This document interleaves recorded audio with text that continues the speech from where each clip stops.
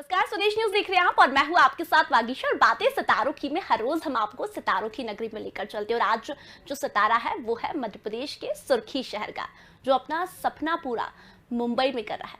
सुर्खी का वो सितारा जो कि मल्टी टैलेंटेड है, मल्टीटास्किंग है, मोस्ट हैंडसम गाय, जो कि आज मुंबई में अपने पापा का नाम भी रोशन कर रहा है। और जो सपना लेकर वे मुंबई गए थे, आज वो सपना पूरा हो गया। जी हाँ, मिर्जापुर वेब सीरीज, आश्रम वेब सीरीज, जिसमें हमें आकाश सिंह राजपूत नजर आए हैं। जी हाँ, हम आपको मिलवा रहे हैं मध्य प्रदेश के सुर्खी शहर से आकाश सिंह राजपूत से, जिन्होंने आज बॉलीवुड में भी और वेब सीरीज की दुनिया में भी अपना नाम कमाया।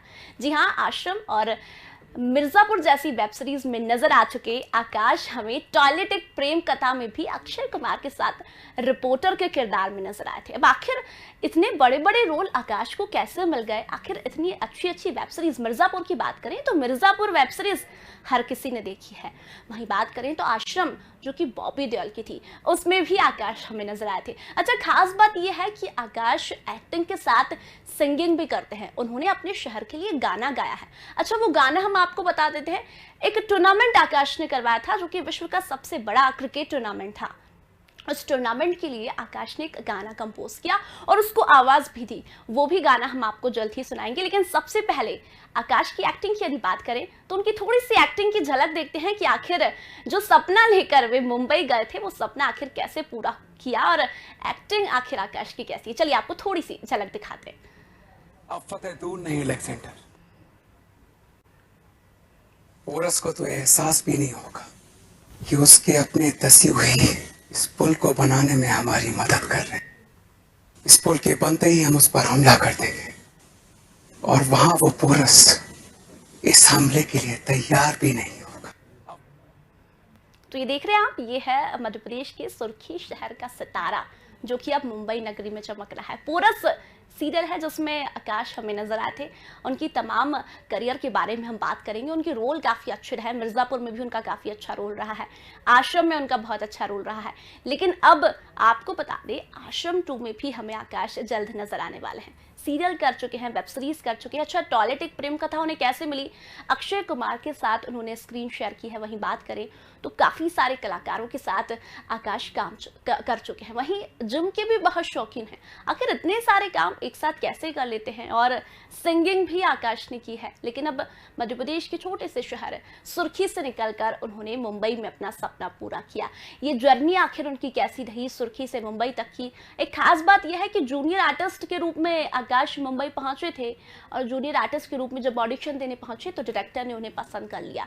अब जब छोटी उम्र में वो वहां पहुंचे तो उन्होंने कौन से रोल किए, फिर बड़े हुए तो ये रोल आप देख रहे हैं। काफी अच्छा रोल, काफी दमदार अभिनय हमें उनका दिखाई दे रहा है। अच्छा, टॉयलेटिक प्रेम कथा की यदि बात करें तो उसमें रिपोर्टर के किरदार में हमें काफी अच्छे नजर आए थे आकाश। चलिए सीधे आपको बातें सितारों की में जाने माने अभिनेता आकाश सिंह राजपूत से मिलवा रहे हैं। आकाश, बहुत बहुत स्वागत है स्वदेश न्यूज पर आपका। बहुत बहुत धन्यवाद। बहुत सारे रोल अभी हमने आपके देखे। पोरस सीरियल जो काफी फेमस था, वहीं बात करें तो टॉयलेटिक प्रेम कथा, मिर्जापुर वेब सीरीज, आश्रम वेब सीरीज, इतनी बड़ी बड़ी वेब सीरीज आकाश को आखिर कैसे मिली और सुर्खी से निकलकर मुंबई तक कैसे पहुंच गया ये सितारा? तमाम जर्नी के बारे में बात करेंगे। लेकिन सबसे पहले मैं चाहूंगी, ये जो सिचुएशन चल रही है, पैंडेमिक सिचुएशन, उसमें आकाश दर्शकों तक क्या मैसेज पहुंचाना चाहेंगे? बहुत बहुत धन्यवाद बागीशा जी। आज आपसे संपर्क हो रहा है स्वदेश न्यूज के माध्यम से। मैं सभी लोगों को धन्यवाद कहता हूं और उम्मीद करता हूं कि इस कोरोना काल में जो हम लोगों पर बीती है और बहुत लोगों ने इतनी कठिनाइयों का सामना किया है इस कोरोना काल में। हालांकि इंडस्ट्री भी पूरा एक तरह से बंद हो गई थी और लोगों का जो आमदनी है वो भी कम हो गई थी इस कोरोना काल में। तो सबसे पहले मैं मैसेज देना चाहता हूँ, इस कोरोना काल में जो हमारे समस्त युवागण हैं और हमारे समस्त बुजुर्गगण हैं, मैं उम्मीद करता हूँ सभी लोगों ने वैक्सीनेशन डोज लिया हो, क्योंकि केंद्र सरकार ये सभी को मुफ्त में वैक्सीनेशन प्रोवाइड करती है। तो हमारे सभी सरकारी अस्पतालों में एवं जगह जगह वैक्सीनेशन सेंटर अवेलेबल हैं। मैं चाहता हूँ कि अभी भी कुछ लोग हैं जो वैक्सीनेशन को लगा रहे हैं, क्योंकि कोरोना से बचने का इलाज केवल एक ही है कि सबसे पहले हम वैक्सीनेट हों, अपने घर परिवार को वैक्सीनेट कराएं। इस कोरोना काल में बहुत लोगों को परेशानी आई, जिसके अंतर्गत हमने अपने कॉलेज को भी कोविड सेंटर बना दिया था और सभी डॉक्टर्स को और सभी लोगों को वेपराइजर्स डिस्ट्रीब्यूट किए थे ताकि लोगों को प्रॉब्लम्स ना आए। और जगह जगह वैक्सीनेशन सेंटर्स अभी भी ओपन है। तो मैं अभी भी आप सभी लोगों से रिक्वेस्ट करता हूं कि जो लोग अभी भी वैक्सीनेट नहीं है वो जाके अपने आप को वैक्सीनेट जरूर कराएं। अच्छा आकाश, इस पूरे पैंडेमिक सिचुएशन में हमने एक बात देखी है, पॉजिटिव रहना लोगों ने सीखा है, फिट रहना लोगों ने सीखा है, क्योंकि जहां इस पैंडेमिक सिचुएशन में बहुत सारी परेशानी आई तो वहीं दूसरी ओर इस पैंडेमिक सिचुएशन में लोगों ने बहुत कुछ सीखा है।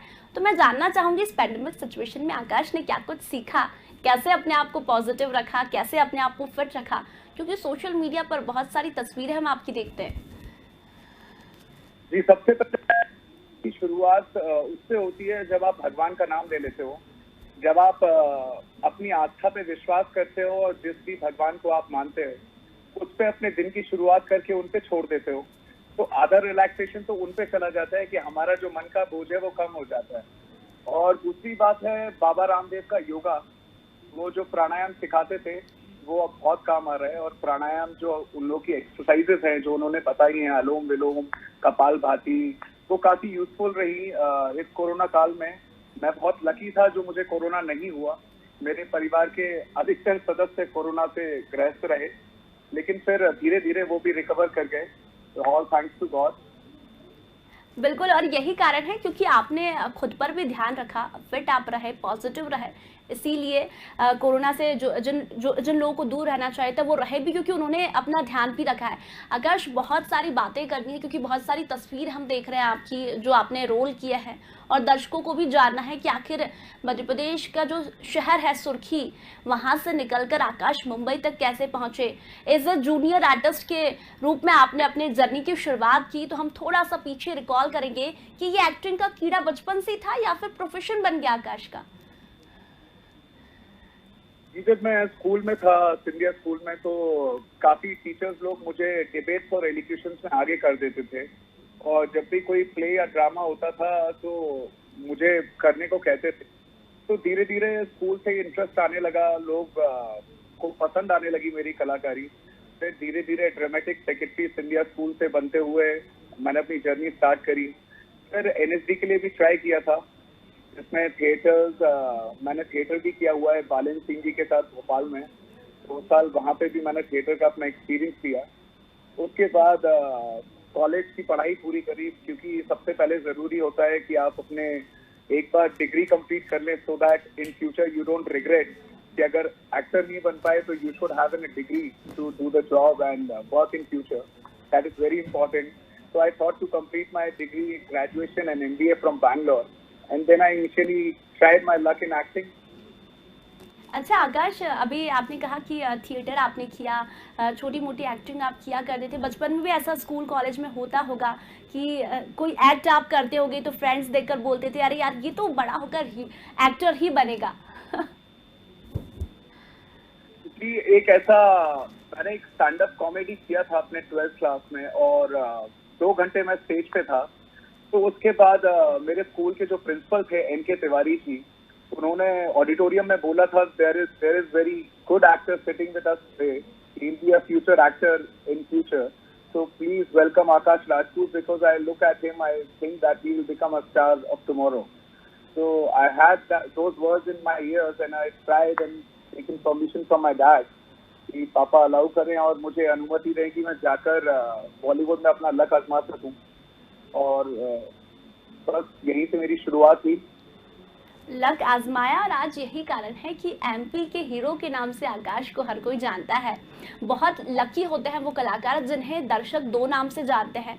आकाश के नाम से भी दर्शक आपको जानते हैं, लेकिन MP के हीरो के नाम से भी आकाश को सभी लोग जानते हैं। मैं इसका राज जानना चाहूंगी कि आखिर ये नाम आकाश को कब मिला और कैसे मिला? Sorry, what I didn't get you. Sorry, can you say it again? बिल्कुल आकाश, आपने हाथ आजमाया, पापा से आप बोल के गए कि मुंबई मुझे जाना है, अपने आप को प्रूफ करना है, अपने आप को आपने प्रूफ भी किया, और यही कारण रहा कि दर्शक आपको एमपी के हीरो के नाम से जानने लगे। और बहुत लकी होते हैं वो अभिनेता जिन्हें दर्शक दो नामों से जानते हैं, एक आकाश सिंह राजपूत और दूसरा एमपी के हीरो। अब मैं इस एमपी के हीरो के पीछे का राज जानना चाहूंगी कि आखिर ये नाम आपको कैसे मिला। जी, ये तो लोगों का प्यार है जो मुझे एमपी का हीरो बना दिया, लेकिन मैं कोई हीरो नहीं हूँ। मैं आम आदमी हूँ, आपकी तरह ही, जो लोगों की सेवा करने का ट्राई करता है। जहाँ जरूरत होती है मेरी और उन लोगों को जो सामाजिक स्तर पे थोड़े कमजोर होते हैं, उनका मनोबल कमजोर होता है। तो मेरे पिताजी गोविंद सिंह राजपूत जी हैं, वो रेवेन्यू और ट्रांसपोर्ट मिनिस्टर हैं।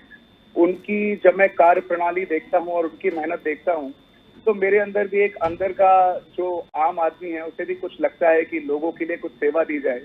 जब आपके पास इतना अच्छा मंच होता है और आपके पापा जी पिछले 25 साल से राजनीति में होते हैं, तो करीबन मेरा बचपन भी समाज सेवा में गुजरा है और पिताजी को देखा है मैंने समाज सेवा करते हुए।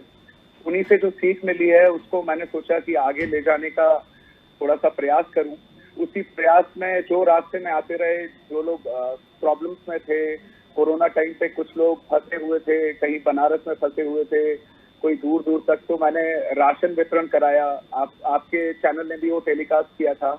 तो मैंने घर घर जाके सब लोगों को राशन वितरण किया, ताकि उस टाइम लोगों को जो खाने के लिए उस टाइम उपलब्धि नहीं थी, तो ट्राई किया था कि लोगों को राशन वितरण करूं, उन लोगों को वो सारे सुविधा पहुंचा सकूं जो उन लोगों को जरूरत थी। उसी दौरान एक क्रिकेट टूर्नामेंट का आयोजन कराया गया।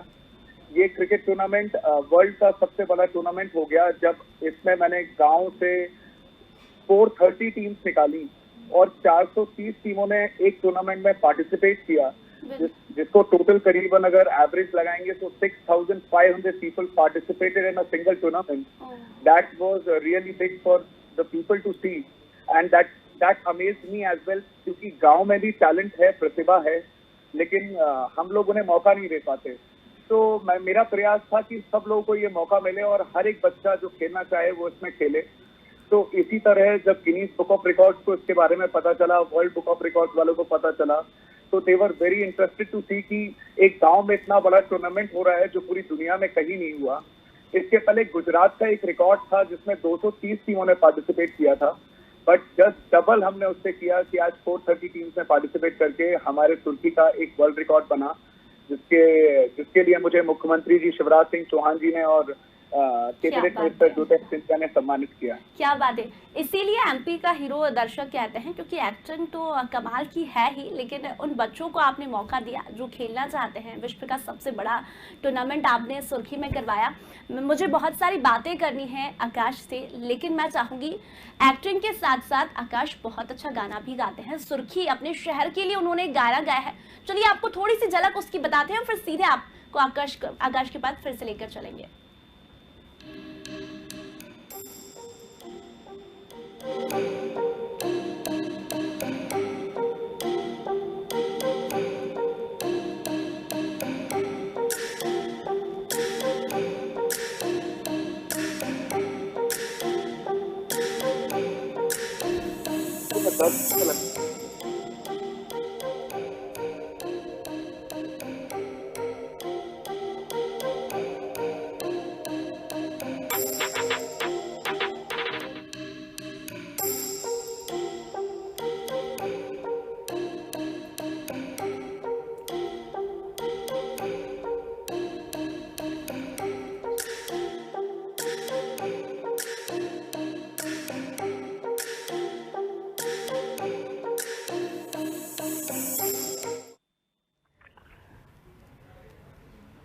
चलिए, ये जो तस्वीर हमने आपको बताई है ये उस गाने की तो नहीं है, वो गाना भी हम आपको जल्दी सुनाएंगे, लेकिन ये जो तस्वीर हमने आपको बताई है वो है आकाश के सीरियल पोरस की। वो बताना जरूरी था क्योंकि एमपी के रियल हीरो वो ऐसे ही नहीं बन गए हैं, इसके लिए बहुत मेहनत की आकाश ने। चलिए आकाश से एक बार फिर आपको मिलवा रहे हैं, बहुत सारी बातें उनसे करनी है।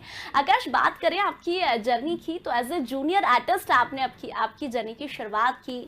दर्शक जानना चाहते हैं कि एज ए जूनियर आर्टिस्ट जब आप मुंबई पहुंचे तो कैसे आखिर सिलेक्शन हुआ।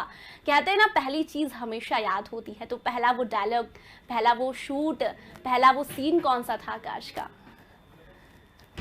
जी सबसे पहले तो मुसीबत जो हम युवाओं को आज की डेट में होती है कि जब आप एक्टिंग का नाम लेते हैं अपने मॉम डैड के सामने। बागीशा जी, आपके साथ भी हुआ होगा जब आपने बोला होगा अपने मॉम डैड से कि मुझे एंकर बनना है, तो एक शक की निगाहों से आपके माता पिता जरूर देखते हैं कि ये कौन से दौर में और क्या करना चाहता है, क्योंकि ये बहुत अनप्रेडिक्टेबल इंडस्ट्री है और बहुत टफ होता है आपका सर्वाइवल जब आप मुंबई जैसी माया नगरी में जाते हैं और वहां पर इतना बड़ा समुद्र में आप कहाँ गुमनाम हो जाएं पता नहीं चलेगा। तो इसी डर से मेरे माता पिता कहीं ना कहीं डरते थे कि मुझे मुंबई जाके उन्हें लगता था कि कहीं कुछ और ना करने लगे, भटक ना जाए अपनी राह से, क्योंकि बहुत बड़ी माया नगरी है। तो एक परमिशन लेना ही मॉम डैड से अपने आप में बहुत बड़ी बात होती है और वो स्टेप मैंने उठाया। 1 साल का परमिशन लेके मैं अपने मॉम डैड से मुंबई पहुंचा। वहां पे एक करम फलदाता शनि शो आता था कलर्स पे, उसमें बतौर जूनियर आर्टिस्ट के एक स्टंट मैन की तरह मुझे बुलाया गया। मेरे साथ मेरा जो कोऑर्डिनेटर था उसने मुझे बोला था कि सर आपका 15 दिन का शो, 15 दिन का रोल है। और मैं वहां जब पहुंचा तो पता चला जूनियर आर्टिस्ट का रोल था, जिसमें आपको तलवार चलानी थी पीछे। और वहां पर मैंने देखा काफी जूनियर आर्टिस्ट आए हुए हैं।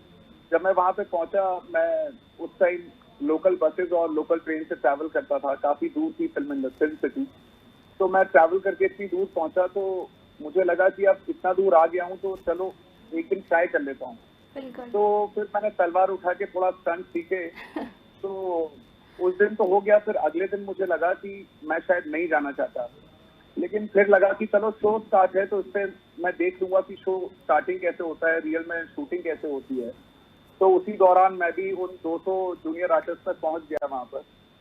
जब वहां पर पहुंचा तो उन्हें लगा एक स्मार्ट सा लड़का खड़ा हुआ है, 22 साल का लड़का, और काफी जोश में था। मैं स्टंट एक्स्ट्रा ही कर रहा था, खुद ही डायरेक्ट कर रहा था।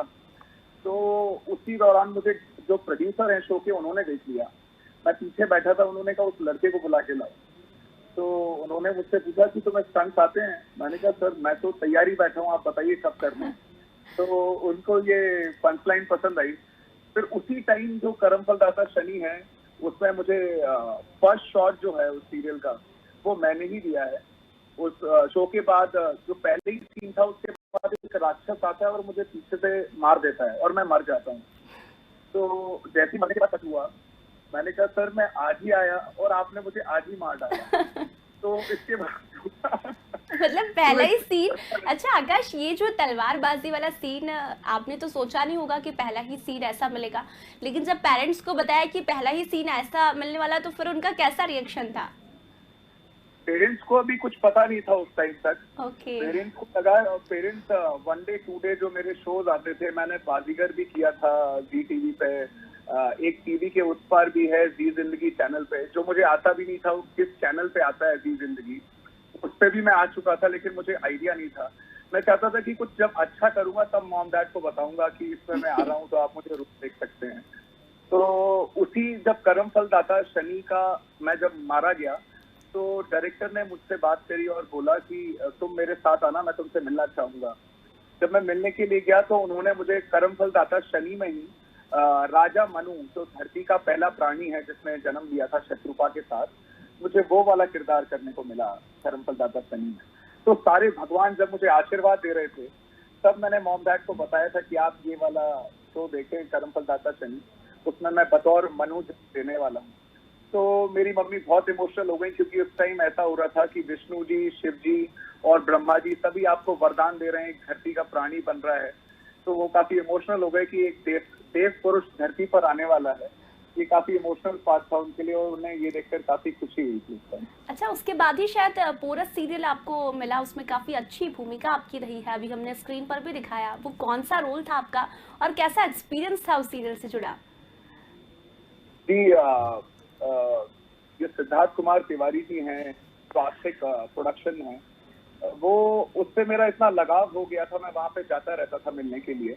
उन्हें लगता भी था कि इस लड़के के लिए कुछ करना है और मैं उस जमाने का भी लगता था उनके लिए। उन्हें लगता था कि ये राजा महाराजाओं के समय का लगता है तो इसको हमें कहीं ना कहीं तो लेना है।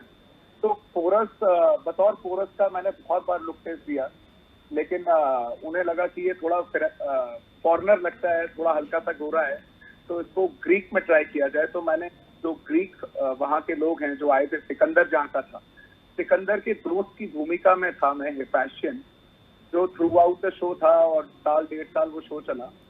उसके बाद मुझे वो मौका मिला, मैं बहुत लकी था, जो उन लोगों में था जो कैरेक्टर्स जो प्ले कर रहे थे मेरे साथ, वो सीआईडी के एक और सर हैं और 38 एक्टर्स थे उस शो में।